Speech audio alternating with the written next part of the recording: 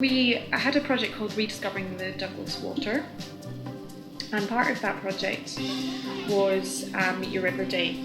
So we had already worked with the Douglas, their 3-4 class, their primary 3-4, doing Clyde and Fashion. We took the 5-6s to meet the river itself.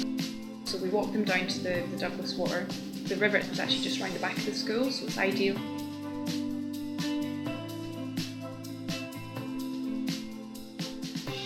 We start off with an electrofishing demonstration, so we show them how we, as scientists, would survey the fish that live in the Douglas. We watch at the side because we tell them it's so dangerous and how the electricity and water don't mix and things. If you look at the front of his head, what do you see around the front of his head? Whiskers, right? He's like a little catfish, but he's not a catfish. Do some kick sampling with them, where the kids actually get into the burns, they've got their wellies on, they get a net and they're kicking around for the macroinvertebrates, and we're collecting them so we can look at them in the afternoon.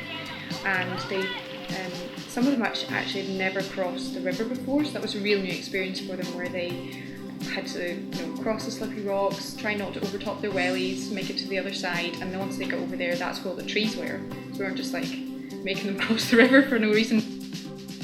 Gemma, one of our scientists, she did some tree identification with them, and Davey does some site mapping. What else? The bridge, so we've got a bridge wheel. Just to show them, so how as scientists, how do we remember to come back to which bit of the river, so they measure the stretch of river. These ones here anyway, most of them, I just draw little bits of candy floss. So when you're drawing your map, imagine you're a bird way up there in the sky just looking down. It's really important to work with all the schools in the Clyde, and that's kind of one of our main goals, is to work with every primary school. So we were talking about stewardship and environmental responsibility. The headwaters of the River Clyde and all the tributaries that run into it are vitally important, because if they're healthy, or we sort out the pressures further upstream, then downstream the river's cleaner and ultimately healthier fish and invertebrate communities and wildlife in general.